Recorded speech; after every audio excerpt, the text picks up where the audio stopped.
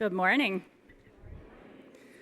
Welcome to worship with the community of First Unitarian Church of Omaha. I'm Reverend Shari Woodbury, the congregation's settled minister, and I'm very happy to be back with all of you this morning. Whether you're attending online or in person, I'm glad you have decided to spend some of your morning with us.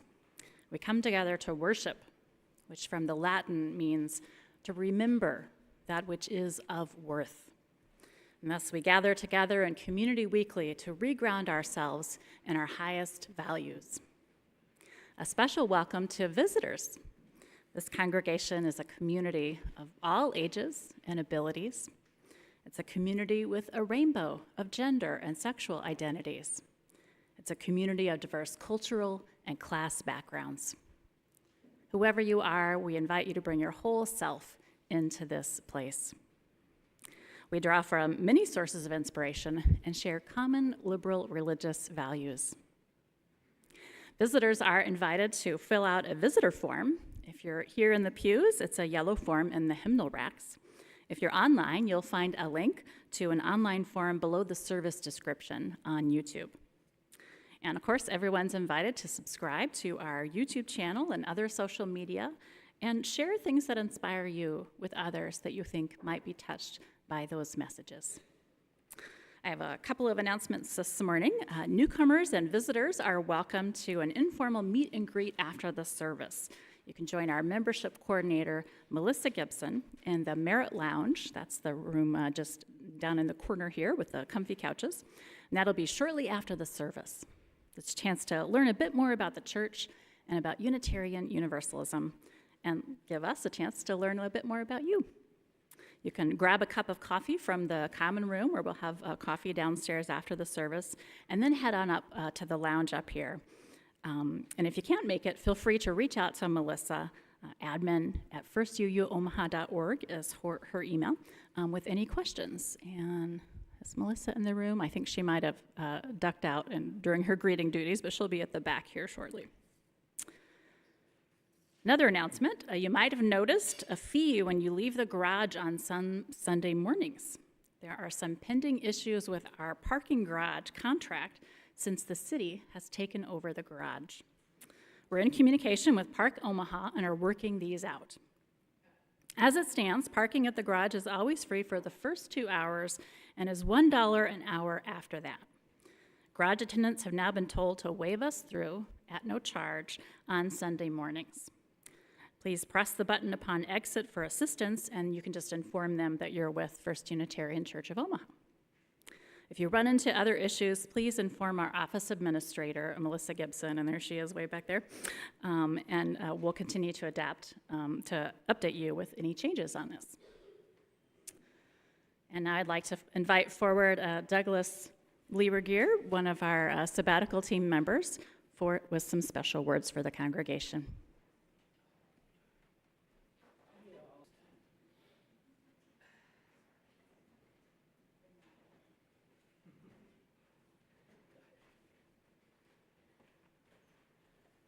Oh, this getting age is not for sissies. Okay. Good morning.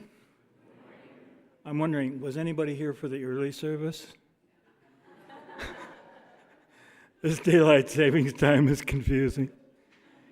And now there's more months of the year that are daylight savings time than standard time. Totally confusing. I'm here today to welcome Reverend Shari home after her 4-month sabbatical, and to acknowledge and thank those who have made this 4 months run smoothly and efficiently. First of all, welcome home, Shari.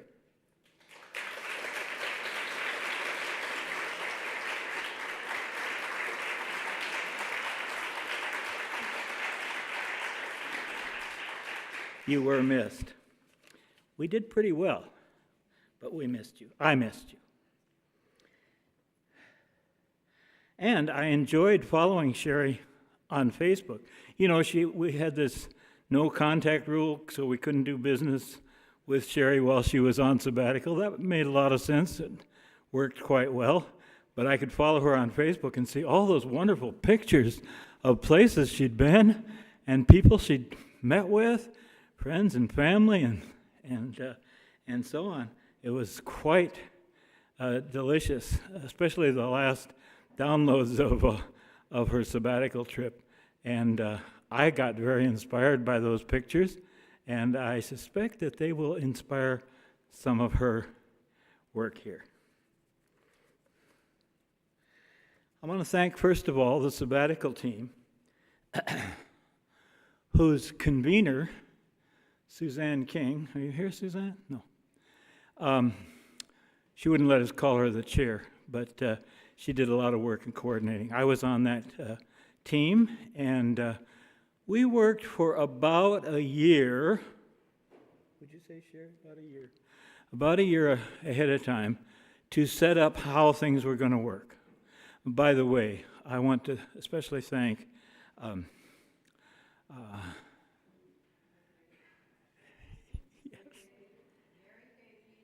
yes. Yeah. She's coming. The people whose house she stayed in, come on.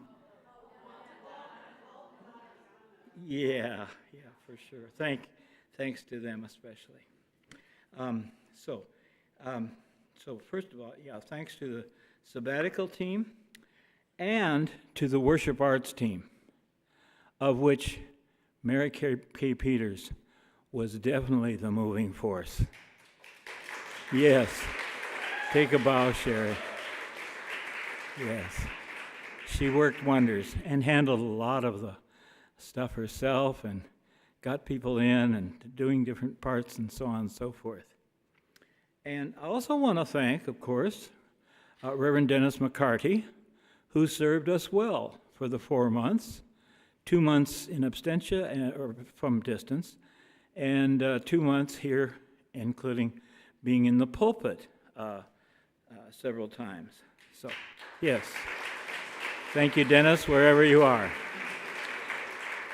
He's going on, he said, to work on his book some more. He said, working on writing a book while you're doing ministry just doesn't work. He says there wasn't much time for that. So he's on to do that now, and we'll look forward to the coming of his book when that is finished.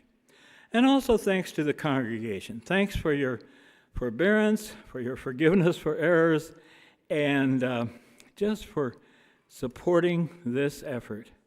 So I really want to thank you all very much. That's it.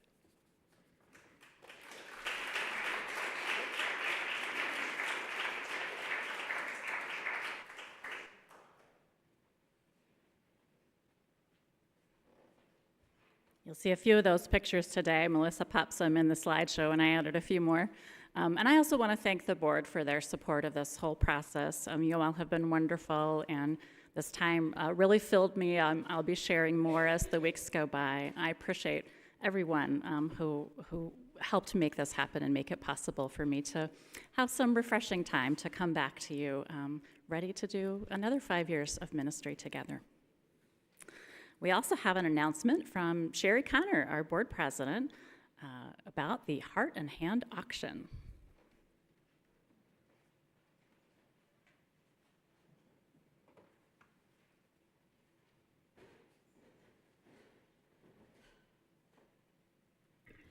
Good morning. I'm actually subbing for Sarah Copeland. She's teaching Sunday school this morning. So what we wanted to say was that with the help of over 60 donors and 70 bidders, we have raised a grand total of $9,241 during this year's Heart and Hand auction. Hey.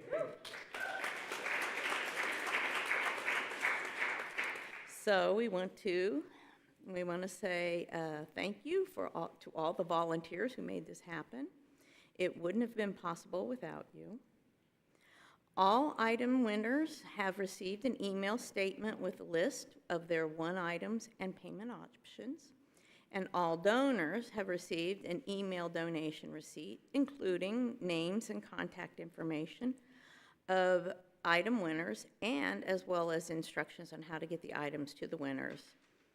If you have not brought them to church yet, is what she appended to that. And then the events with open seats, which there are some left, will be advertised 2 weeks before the event in Facebook group and the Friday e-news. And then I have another announcement to say that come talk to your board members. We are hosting coffee hour today, and we are identified. So come and say hi to us. Thank you.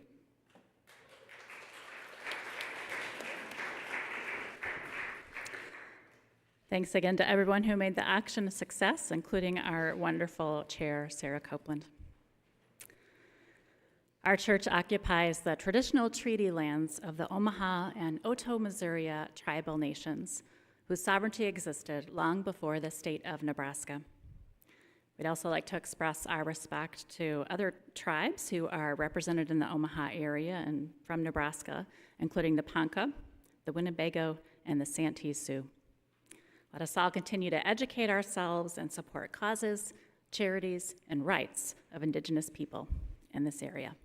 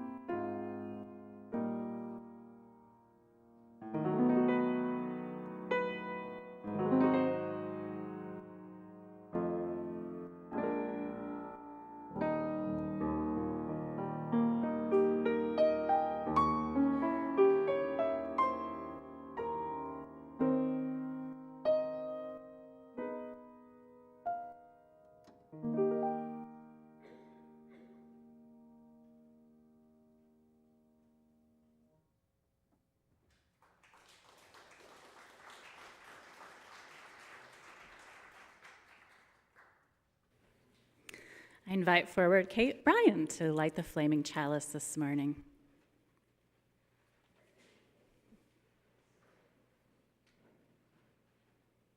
Will you join me in the chalice lighting words?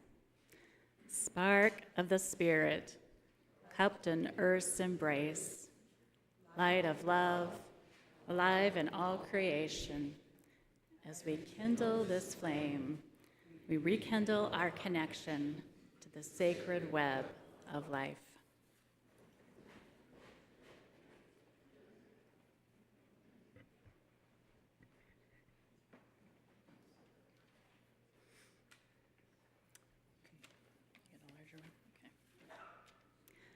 Welcome, you who approach this time as a journey toward the horizon, the beginning of the next chapter, seeking all of the insights and opportunities the new day offers.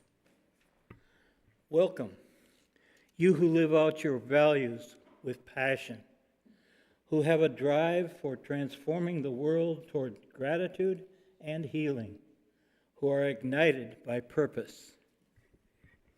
Welcome, you who ride the waves of life with serenity, you who show courage in facing the depths of true emotion, you who create and change and flow with time. Welcome, you who are here to seek the center you wish to be grounded in. You wish to be grounded in community. Who seek the center, you wish to be grounded in community. You who call our attention to the present moment. Welcome all from every direction, with all of your gifts and your limits, with all that the past week and the past year have given you. We find ourselves here on the threshold of a new day. Some would say a new year, at a time when the past and the present are stirred together in the cauldron of what we shall become. Today, we remember our beloved dead. Today, we give thanks to the people and the forces that helped us to reach this moment. Today we gather with the saints and sinners and souls who have been, are being, and will be this congregation as we open up to a new path to the future. I invite you to rise if that feels good in your body and join in singing our opening hymn, number 347, Gather the Spirit. With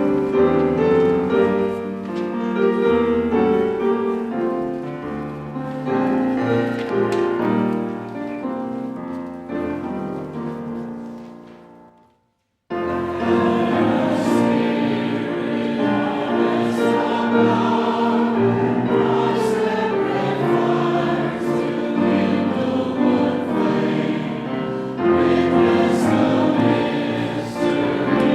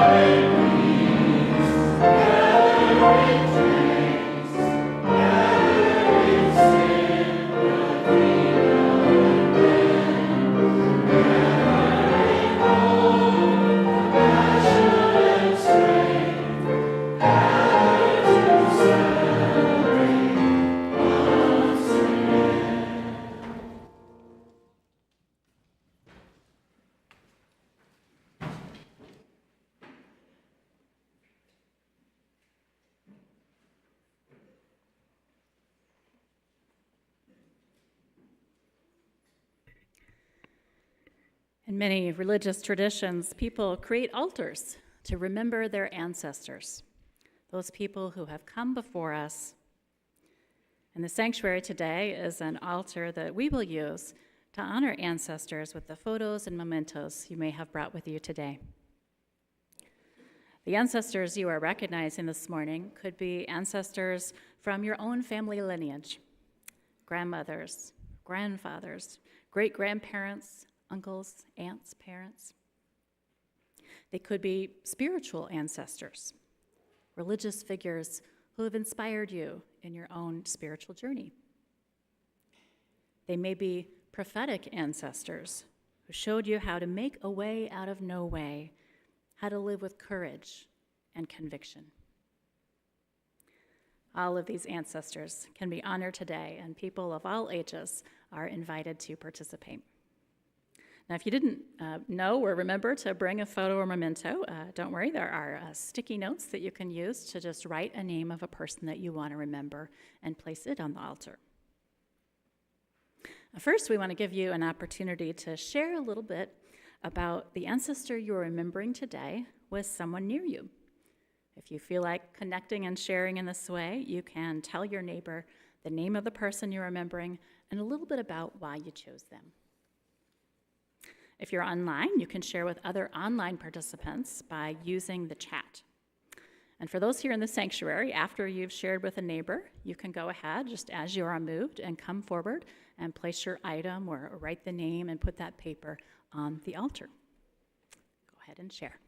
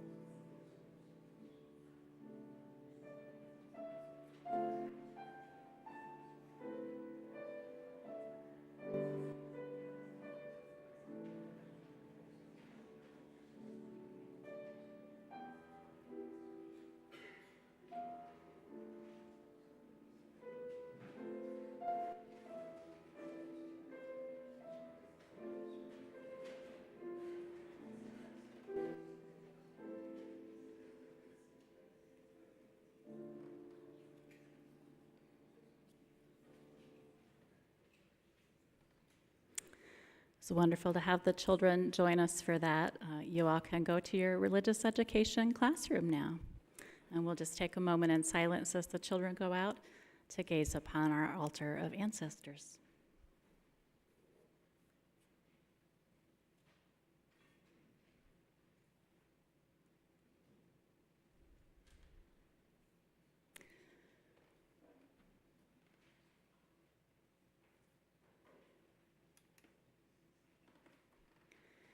Each week, we put into practice our spiritual value of generosity as we take up a community offering. Half of undesignated gifts are donated to a local cause, which resonates with UU values. If you're online or prefer to give with your smartphone, you can use the QR code or link provided. For the month of November, our Share the Plate recipient is Youth Emergency Services, also known as YES. YES serves homeless and at-risk youth by providing critically needed resources that empower them to become self-sufficient. You can learn more at yesomaha.org. And if you're interested in getting involved in a more hands-on way, we have a team that monthly makes a meal for the shelter, and they would love to have more folks to come and help make that meal in the church kitchen here. Thank you for giving as you're able.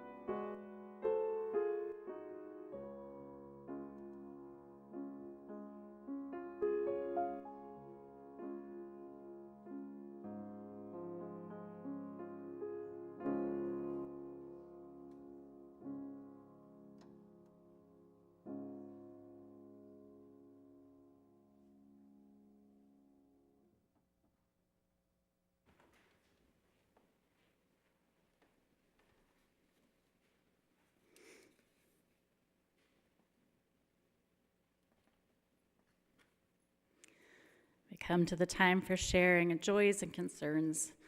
When we share the things that are uplifting us and bringing joy into our lives, so we can bring some of that sunshine into the lives of those around us. And when we share the hardships and the sadnesses that we face, our community can offer their care. I think we've got a few here, and Colin has one too. Let's see what we have to share this morning.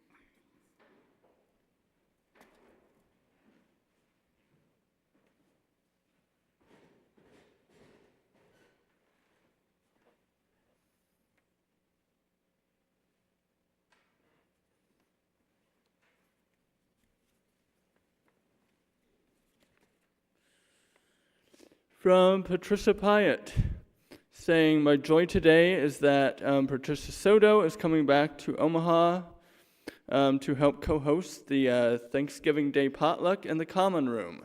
Everybody welcome. please contact Tricia at 402-681-7870 to RSVP.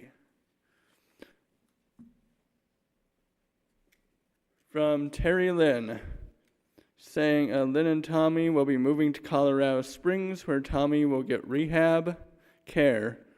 Their daughter lives in Colorado, though they will not be completely, but Tommy will be there.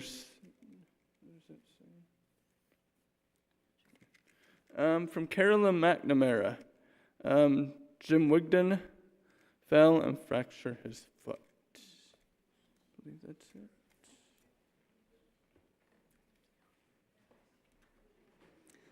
Our healing thoughts to Jim, and hopefully we'll have a chance to see Lynn and Tommy. We'll certainly miss them, but it sounds like Colorado Springs is the right place for them to be now.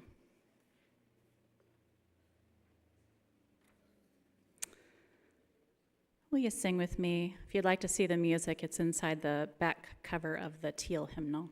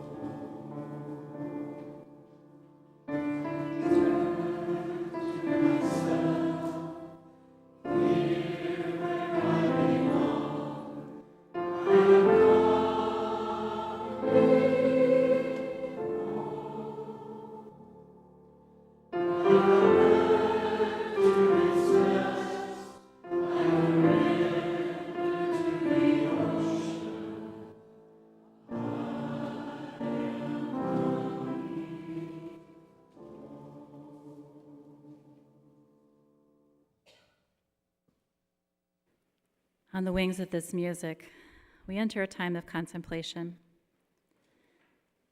I invite you to make yourself comfortable in your body where you're seated. You may want to check your posture and rest your hands comfortably in your lap.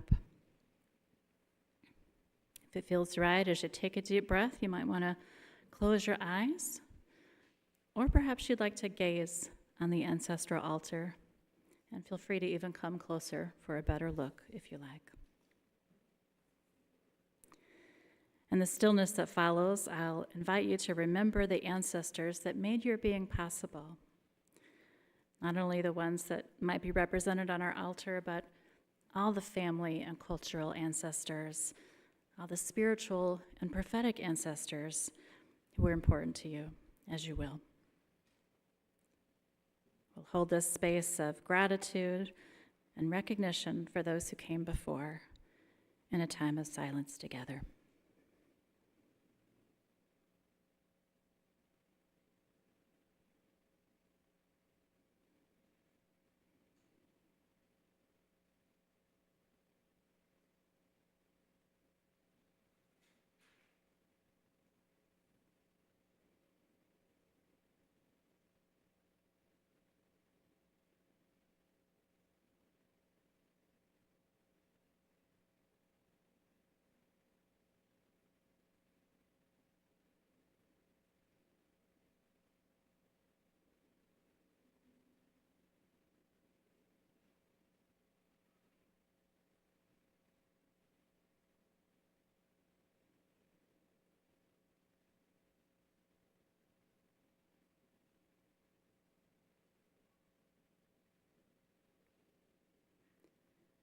Mysterious source of love, moving within and between and among us, upholding and connecting all, the living, the dead, and the generations yet to come. We give thanks for the web of all creation, strands interwoven, and for the gifts of love, which can never be ungiven or unraveled.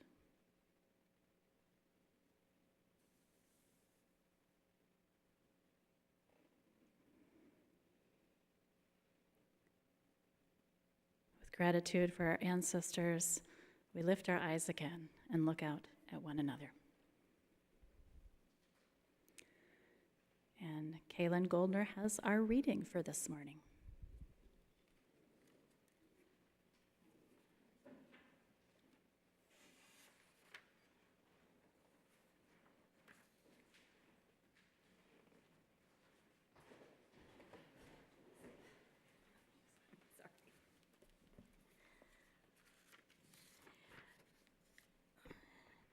I'm sharing a short excerpt from one of our Unitarian ancestors, the 20th century theologian James Luther Adams, and he wrote, "Respecting the associational dimension of human existence, we may say, by their groups you shall know them. It is through group participation that sensitivity and commitment to values are given institutional expression. It is through groups that social power is organized. It is through groups that community needs are brought to the focus that affects public policy. It is through groups that the cultural atmosphere of a community and a nation is created."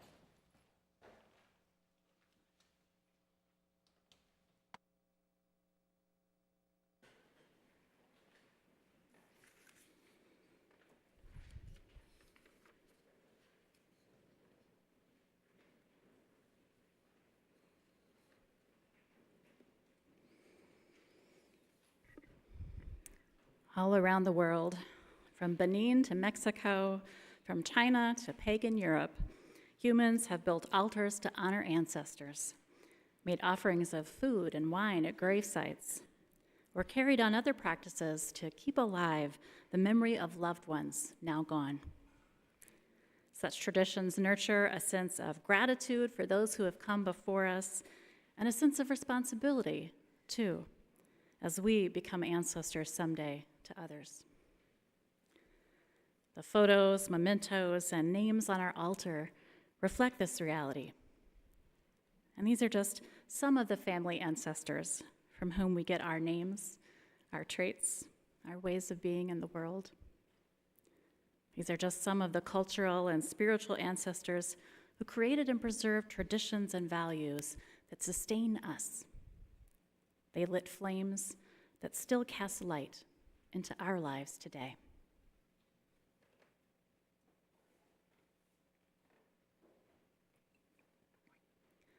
The flaming chalice that we light each Sunday in this sanctuary also spreads a light from our shared past into the future we are now creating. The chalice is part of our heritage from our Unitarian ancestors. You may know that the chalice symbol first appeared in Unitarianism during a difficult moment in history. This was the era of Nazi Germany. At that time, the Unitarian Service Committee wanted an image to communicate safe haven to Jews they were helping to escape from the Nazis. After Hans Deutsch created the image of the flaming chalice, it was used on document seals and was displayed as a signal of help to those fleeing persecution. Eventually, religious liberals began lighting chalices in classrooms and sanctuaries, drawing on the imagery of two ancient symbols combined: the chalice, a cup by which a healing drink might be shared with others, and a flame, representing a spirit of helpfulness and sacrifice. The flaming chalice is a symbol that embodies our Unitarian Universalist values of justice, equity, and generosity of spirit. So the Nazi era gave rise to an important symbol of our faith. It also deeply influenced one of the most notable theologians and ethicists of the last century, the Unitarian James Luther Adams. Adams had seen firsthand in Europe what happens when evil forces are organized into institutions. German universities and the churches, he observed, gave but feeble resistance to the political and spiritual crisis of that time. Back home in America, Adams wanted us to do better. He recognized the pivotal role of groups in shaping our nation and determining what we would become. The character of the individual, too, he believed, was forged by group associations or the lack of them. Here again the words of James Luther Adams. Respecting the associational dimension of human existence, we may say, by their groups you shall know them. It is through group participation, Adams writes, that sensitivity and commitment to values are given institutional expression. It is through groups that social power is organized. It is through groups that community needs are brought to the focus that affects public policy. It is through groups that the cultural atmosphere of a community and a nation is created. By their groups, you shall know them.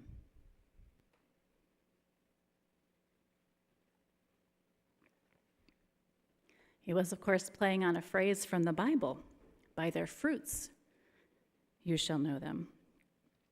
Jesus taught that you could perceive a person or a group's spiritual commitment and maturity, not just by their words, but by their deeds and daily life. James Luther Adams expanded on that idea, emphasizing how important are the associations we make in groups. Our memberships and groups shape the kinds of lives we end up leading, the kinds of actions we end up carrying out together. By their groups, you shall know them. Our families, of course, are the first to shape our identities, values, and ways of coping with and contributing to the world. Those are perhaps the most important group that shape us. We may proudly follow in the footsteps of ancestors we admire, and you may have some such ancestors here on our altar.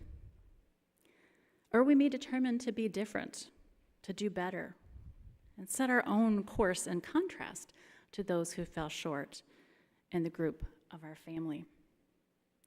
Either way, the families we come from influence us deeply. But as James Luther Adams emphasized, the groups that we choose are at least as important. He was particularly interested in what he called voluntary associations. All those groups people get involved in to build the bonds of trust and to make a difference in their community or society, volunteer-based groups. We come together with others who hold similar values and aspirations, and we work together to implement our ideals in many kinds of groups. Religious communities occupy a particular niche in this ecosystem of civil society. Congregations like this one help people young and old to learn and to develop their moral compass. They give us places to center ourselves in ritual and song and caring community, serving as bulwarks against difficult times. They can bolster our courage and ground our actions in deeper values. And through places like this one, we can practice together one of the most subtle and insidious forms of resistance to oppression: joy and laughter. Don't let them get you down. I found myself thinking about all of this yesterday as I was visiting with members of this church's Sarah Jocelyn Society. That's a group of folks who have decided to include First Unitarian in their will or estate plan. The annual reception for Jocelyn Society members was held downstairs in the common room yesterday afternoon. I had been up here setting up the altar for our ancestors ritual before I went down to join the party. Our MC for the event, John Wagner, shared a touching story of how Suzanne Arney had wanted to add the church to her will last year when she was redoing it. It was important and meaningful to her to support this community that had been dear to her. And as I was listening, I realized that Suzanne's photo could be on our altar this morning because she died this past spring, a few months after that time, and she's now one of the ancestors of this church. Looking around at the common room, at the people yesterday, and as I look around at the sanctuary now, I realize that someday any of these faces could be on the altar of remembrance in the future as a beloved church ancestor. I certainly feel gratitude to the Sarah Jocelyn Society members and to everyone who serves in leadership and invests in this congregation with time, talent, and treasure for having the foresight to invest in this particular type of voluntary association. Over the long arc of history, I believe it's an investment that will pay steady dividends of continued caring community, both for our members and for the wider world in which we are engaged. Justice, equity, generosity, these are values that will only prevail if we act on them. And we can do so more effectively as part of a community like First Unitarian. Perhaps no one here needs reminding that we cannot take for granted that our own period of history will be a stable or equitable one. In the past, I might have hoped that the sort of extremism and authoritarianism of the kind that overtook Germany in James Luther Adams' lifetime could never happen here. But recent years have shown that bigotry, fear, and propaganda can be organized in our own country, in our own time. Our nation, and the most vulnerable people today, immigrants, brown people in general, trans folks, as I see SNAP benefits held hostage, poor folks, all need groups like those that James Luther Adams spoke of. It's essential that voluntary associations are here, continuing to create sensitivity to our fellow humans and commitment to one another on a larger scale. I'm proud of this congregation for being one such group here in Metro Omaha. For over 150 years, social action has been a part of this congregation's work, part of its heritage and legacy. And this congregation has remained active in recent years, particularly around reproductive rights and advocating to the unicameral for laws that bring more justice, more equity, more generosity of spirit for people of every race and gender and socioeconomic situation. And there's a lot I don't know about what's happened in the church in the last 4 months. This is literally my second day back as your minister. I'll be catching up for some time. But I know you've been busy making good trouble. For one thing, we had a good contingent at the recent No Kings rally. Yeah. And that's just the most visible tip of the iceberg, I'm sure. So thank you for carrying on the faith and action in our name as First Unitarian Church of Omaha. In our families, in this congregation, in our cities, states, and nation, let us continue to become the ancestors that our descendants need. Can I get an amen? Over and over again, let us remember the ancestors who have loved us into being. And here in our spiritual home, a community of care and action bequeathed to us by our spiritual ancestors, let us come home over and over again to our values of justice, equity, and generosity. Will you sing with me once more?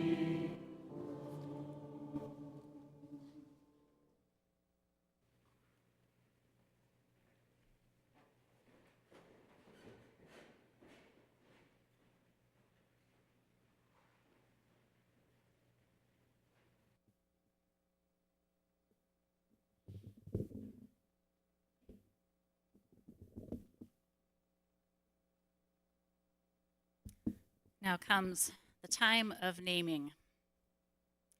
In a moment, I'll invite you to come forward if you're so moved and speak aloud the name of an ancestor you wish to honor today. Could be someone you've already indicated on the altar. It could be a different person, someone from your family lineage or the spiritual or cultural heritage that you come from. We'll start from the back rows and work our way forwards, and I invite you to come down the center aisle as you come forward. You can speak the name into the microphone and then drop a glass pebble gently into this vase. And then you can go back down a side aisle to return to your seat. And now if you're participating live online, when folks come forward in the sanctuary, you can type in the chat the name of the ancestor you'd like to remember, and I'll name them and put a pebble in for them here in the sanctuary. But first, before you begin coming forward, I want to name members of this church who have joined the ranks of congregational ancestors over the past year. Joe Sisson, Edith Bice,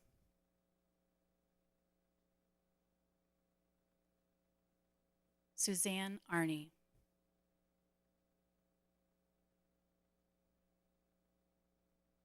Scott Kemper.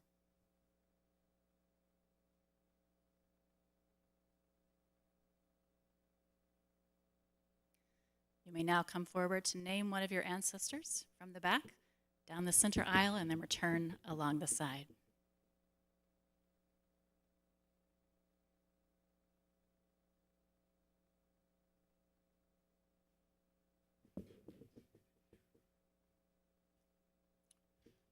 Reverend Robert and Ruth Weston.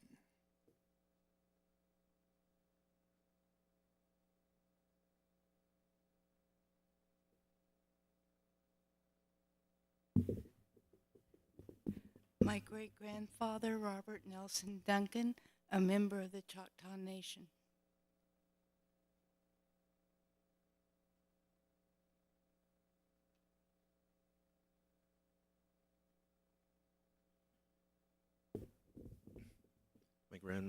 My grandmother, Ana Sanchez, and my tia Lorena. I'm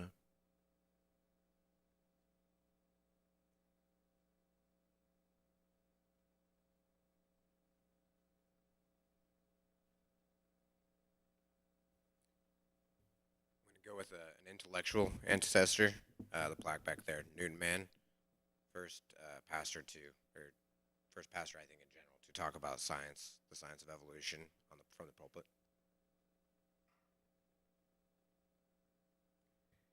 And from Peter Osborne online, his mother, Barbara Osborne.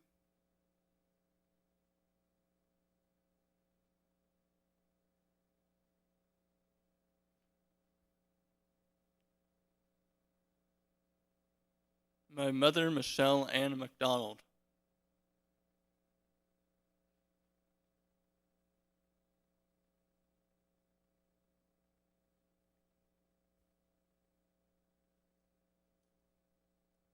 Yvonne Price and Jack Loskatoff.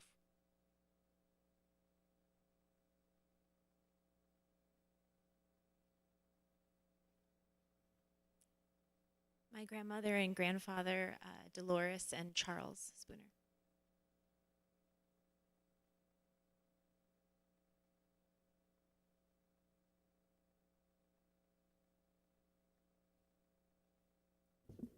My good friend, Ron Knapp, minister of the church, and my blessed cat, Midnight, who got me through the pandemic.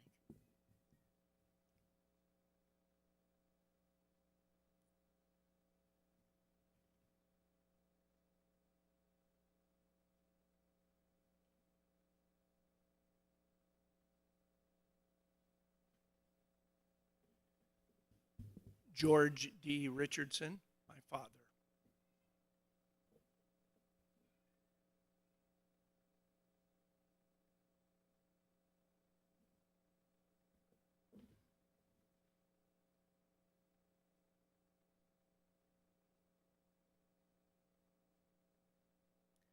I'll name one of my own ancestors, Avenel Nip Thurston.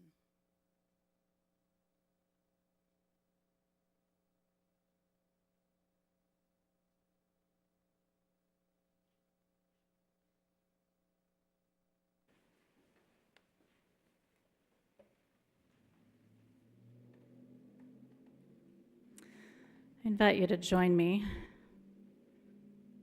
in an affirmation by Leslie Takahashi. Your line is in the order of service. It is, "Through this, we know immortality." And I'll invite you to say it when I gesture like this. Shall we give that a practice go? Very good. In the daily weave of our lives, those who have died are still strong, guiding threads. Theirs is the golden glimmer, or perhaps the brilliant red, or the melancholy blue. Still, they are part of the whole cloth of our lives. They are the ancestors, the goers before.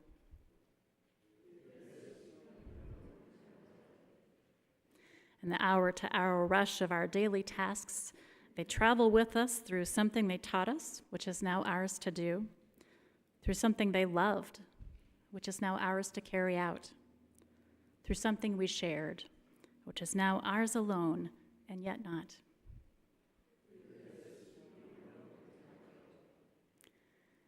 In the minute-to-minute grasp of where we are, we remember the joys our departed gave us, which opened us up to hope. The sorrows we knew together, which taught us strength. The life shared, which is now ours to steward.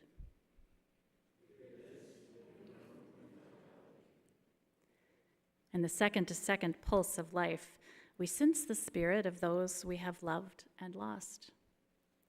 This presence is too shy for naming, too amorphous for full knowing, and yet as real as the days we shared.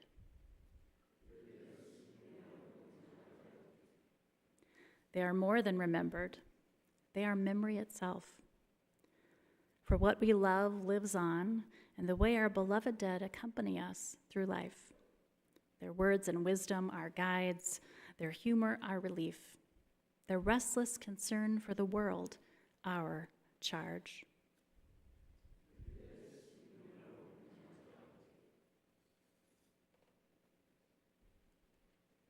I invite you to rise for our closing hymn, number 212, We Are Dancing Sarah's Circle.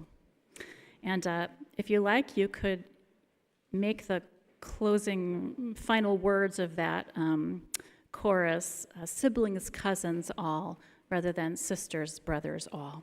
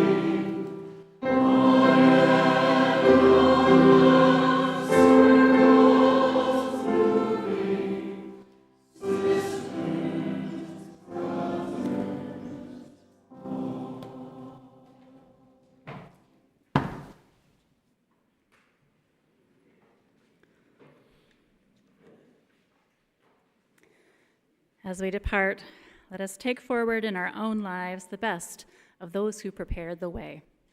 May their love, their courage, their resilience, their vision be with us now and always. Amen.